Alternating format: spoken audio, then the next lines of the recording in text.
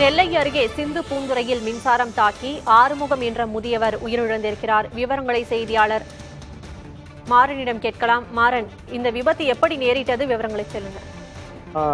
திருநெல்வேலி மாவட்டத்துல பெரியார் பேருந்து நிலையம் அருகில் உள்ள சிந்து அப்படிங்கிற அந்த சிந்து பூந்துரைங்கிற பகுதி மிக கடுமையாக பாதிக்கப்பட்டது.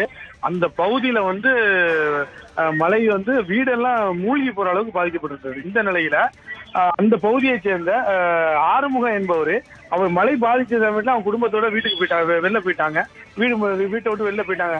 போன பிறகு இன்னைக்கு வீட்டுல சுத்தம் பண்றதுக்காண்டி வந்திருக்காரு. வீடை சுத்தம் பண்ண வர்றப்ப கிரைண்டருடைய பிளக்கை புடுங்குறப்ப அதுல மின்கசிவு ஏற்பட்டு அவர் உயிரிழந்திருக்காரு. அவருக்கு 3 பெண் குழந்தைகள். ஒருத்தர் அதுல விவாகரத்து ஆன பெண் அவங்க வீட்டோட தான் இருக்கிறாங்க. ரொம்ப ஏழ்மையான குடும்பத்தை சேர்ந்தவர். அவங்க மனைவியும் இறந்துட்டாங்க. அவங்க மனைவியும் 2 ஆண்டுகள் முன்னே இறந்துட்டாங்க. தற்போது இந்த நிகழ்ச்சி அவங்க அந்த பகுதியில் மிகுந்த சோகத்தை ஏற்படுத்தியுள்ளது. விவரங்களுக்கு நன்றி மாதவன்.